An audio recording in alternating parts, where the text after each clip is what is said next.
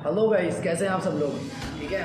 और आप लोगों को कक्षा 12वीं में, और मैं आज आपको पढ़ाने वाला हूँ कक्षा 12वीं का जो पॉलिटिकल साइंस की जो पहली बुक है, जिसका नाम है समकालीन विश्व राजनीति, यानी कि जो वर्तमान समय में पूरी दुनिया में जिस तरीके से राजनीति चल रही है उसके बारे में हम इस पूरी बुक में चर्चा कर रहे हैं। तो हमारा जो फर्स्ट चैप्टर था, जिसका नाम था शीत युद्ध का दौर, यानी कि ऐसा युद्ध जिसमें कभी हथियारों का इस्तेमाल नहीं हुआ, उसका दौर चल रहा था, जो कि 1945 से 1991 तक चला। लास्ट टाइम हमने इसके बारे में बात कर ली थी। तो अब हम पढ़ने वाले हैं इसका अगला टॉपिक, जो कि मोस्ट इंपॉर्टेंट है, यानी कि गुटनिरपेक्षता।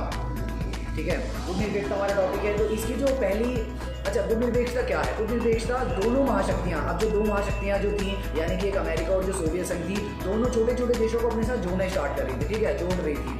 तो इसमें जो नए देश आज़ाद हो रहे थे ना 1945 के बाद, तो उनको बहुत ज़्यादा समस्याओं का ये संघर्ष करना पड़ रहा था कि हम किस महाशक्ति के साथ जुड़ें। और अगर हम किसी भी महाशक्ति के साथ जुड़ते हैं तो हमारे जो प्राकृतिक संसाधन है, महत्वपूर्ण संसाधन है, भू क्षेत्र है, वो हमें उनके साथ शेयर करने पड़ेंगे, बांटने पड़ेंगे। तो इनसे प्रभावित होकर कुछ देशों ने गुटनिरपेक्षता की नींव रखी। गुटनिरपेक्षता दोनों महाशक्तियों से एक बराबर दूरी बनाकर रखने का विकल्प देता है। तो इसकी जो सबसे पहली जो इसका सबसे पहला सम्मेलन हुआ, वो हुआ 1955 में। ठीक है, इसको बार्लिन सम्मेलन में बोलते हैं, पहला सम्मेलन, यानी कि इसके बारे में इसकी नींव रखी गई कि ऐसा भी एक संगठन होना चाहिए, ऐसा भी एक गुटनिरपेक्षता की स्थापना होनी चाहिए, जिसमें कि हमें दोनों महाशक्तियों से एक बराबर दूरी बनाकर रखने का विकल्प मिल सके। ठीक है, लेकिन इसकी जो फाइनल स्थापना है 1961 बेलग्रेड में की गई। ठीक है, बेलग्रेड में इसकी स्थापना की गई। ठीक है, लिखा हुआ है कि 1961 में बेलग्रेड में इसकी स्थापना। और इसमें जो इसकी स्थापना है गुटनिरपेक्षता की, उसमें मुख्य रूप से 5 देश, तो इसकी जो स्थापना हुई 5 देशों ने मुख्य रूप से इसकी स्थापना की, जिसमें जो भारत है उसकी भी एक महत्वपूर्ण भूमिका देखने को मिलती है। तो 5 देश है, भारत, यूगोस्लाविया, मिस्र, घाना और इंडोनेशिया। ठीक है, ये 5 देश है जिन्होंने इसकी स्थापना में 5 देशों ने महत्वपूर्ण भूमिका निभाई, जिसमें भारत की महत्वपूर्ण भूमिका भी है। और ठीक है, इसके साथ यूगोस्लाविया, घाना, मिस्र और इंडोनेशिया ने भी बहुत ज़्यादा महत्वपूर्ण भूमिका निभाई। ठीक है, तो एक क्वेश्चन आता है 6 नंबर में। तो आपको अगर गुटनिरपेक्षता के वक्त इसकी स्थापना है ना, इसका पहला सम्मेलन कब हुआ, इसकी स्थापना कब हुई और कहाँ पर हुई, ठीक है, और इसके बारे में अगर देशों के बारे में आपको लिखना हो तो 6 नंबर में इंपॉर्टेंट क्वेश्चन आता है, आप इसमें लिख सकते हो और 6 में से 6 ले सकते हो। ठीक है, नो प्रॉब्लम। और मैं आपको साथ के साथ ये भी चीज़ें बताऊंगा कि अगर कोई क्वेश्चन आता है तो आपके बहुत सारे सवाल होते हैं कि जी उसका आंसर कैसे दें। तो बहुत सारे बच्चों का ये सवाल होते हैं कि जी हम जो आंसर होते हैं, जो क्वेश्चन होते हैं, उसका आंसर हम कैसे दें, मतलब पैराग्राफ में लिख कर दें या सर पॉइंट्स बना कर दें।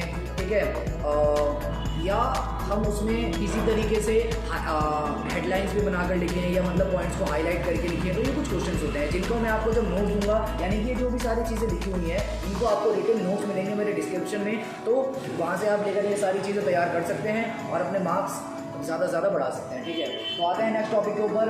तो एक क्वेश्चन आ सकता है कि जो गुटनिरपेक्षता है, चलो स्थापना के बारे में हमने सारी चीज़ें पढ़ ली हैं, लेकिन इसकी प्रासंगिकता, इसकी ज़रूरत, इसकी आवश्यकता क्या अभी भी है? एक क्वेश्चन आएगा कि क्या इसकी प्रासंगिकता भी वर्तमान समय में क्या बरकरार है? तो कहने का मतलब कि जो गुटनिरपेक्षता जो 1961 में बेलग्रेड में बनाया गया और शीत युद्ध में दोनों महाशक्तियों से बचकर रहने के लिए बनाया गया था, लेकिन शीत युद्ध तो 1991 में खत्म हो चुका है। तो क्या गुटनिरपेक्षता को भी अब खत्म कर देना चाहिए? आपका जवाब होगा शायद हाँ, कर देना चाहिए, लेकिन ऐसा नहीं है, क्योंकि इसकी स्थापना बेशक दोनों महाशक्तियों से एक बराबर दूरी बनाकर रखने के लिए बनाई गई थी, लेकिन इसकी जो प्रासंगिकता है वो अभी भी बरकरार है, क्योंकि इसमें अभी भी बहुत सारे ऐसे छोटे छोटे देश हैं जिनको किसी महाशक्ति का पिछलग्गू बनने की ज़रूरत नहीं है, और ये सशक्त होकर अपना एक अंतर्राष्ट्रीय मंच प्रदान कर सकते हैं। और ये जो वैश्विक मुद्दे हैं, जो कि एक देश मिलकर उनका समाधान नहीं कर सकता, तो ये सभी देश मिलकर उन पर्यावरणीय मुद्दों का और वैश्विक मुद्दों का समाधान निकाल सकते हैं। तो इसीलिए इनकी जो प्रासंगिकता है वो अभी भी बरकरार है। तो ये भी एक 6 नंबर में क्वेश्चन आ सकता है आपके सामने कि क्या इसकी प्रासंगिकता भी बरकरार है या नहीं, तो आप इसके बारे में लिख सकते हैं। ठीक है,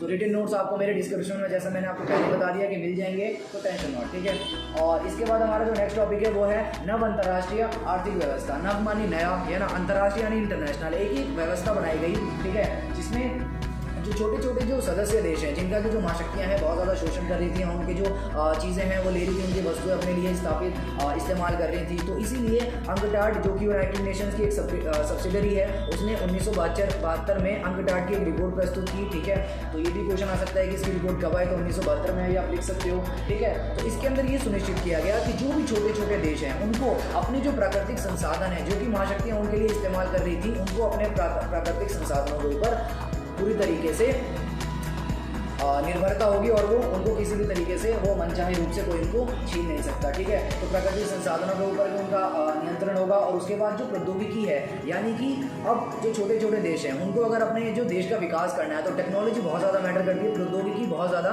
मैटर करती है। तो प्रौद्योगिकी जो विकसित देशों के बाद बहुत अच्छी अवस्था में है, उनसे प्रौद्योगिकी अगर उनको लेनी है तो उनको इस रिपोर्ट के अंदर ये बताया गया कि बहुत कम लागत में उनको प्रौद्योगिकी मिलेगी ताकि जो छोटे छोटे देश हैं वो अपना विकास कर सके, ठीक है। ये मतलब ये जो सारी चीज़ें हैं ये छोटे देशों के विकास के लिए खास तौर से बनाई गई, ठीक है।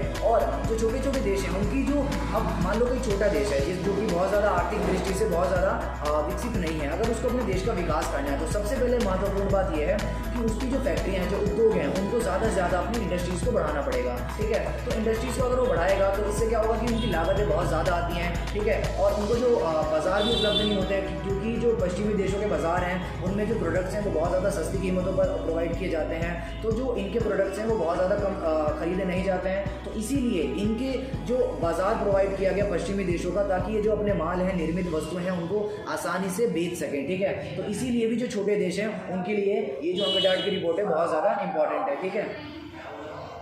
तो ये टॉपिक भी हमारा खत्म होता है, ठीक है। आई होप आपको समझ में आ गया होगा। अगर किसी भी तरीके का डाउट है, क्वेश्चन है, तो आप कमेंट बॉक्स में लिख सकते हो। अगर आपको ये वीडियो अभी तक अच्छी लग रही है तो आप इसको ज़रूर अभी के अभी लाइक कीजिए, ठीक है। और इसके बाद हम आते हैं लास्ट क्वेश्चन पे अपने, जिसका नाम है भारत और शीत युद्ध, यानी कि जो भारत है वो शीत युद्ध से कैसे रिलेटेड है, कैसे संबंधित है। भारत शीत युद्ध से कैसे संबंधित है, क्योंकि जो शीत युद्ध है वो तो अमेरिका और सोवियत संघ में चल रहा है, ठीक है। और भारत, मैंने आपको ये बताया कि दोनों महाशक्तियों में से किसी में भी शामिल नहीं हुआ। पहले ये भी है कि जो स्वयं, यानी कि भारत ने स्वयं को, यानी खुद को दोनों महाशक्तियों से एक बराबर दूरी बनाकर रखी। और जो भारत 1945 के बाद आज़ाद हुआ, ठीक है, उसमें छोटे छोटे जो दूसरे देश उस समय आज़ाद हो रहे थे, जो कि अफ्रीका के बहुत सारे देश उस समय आज़ाद हो रहे थे, ठीक है।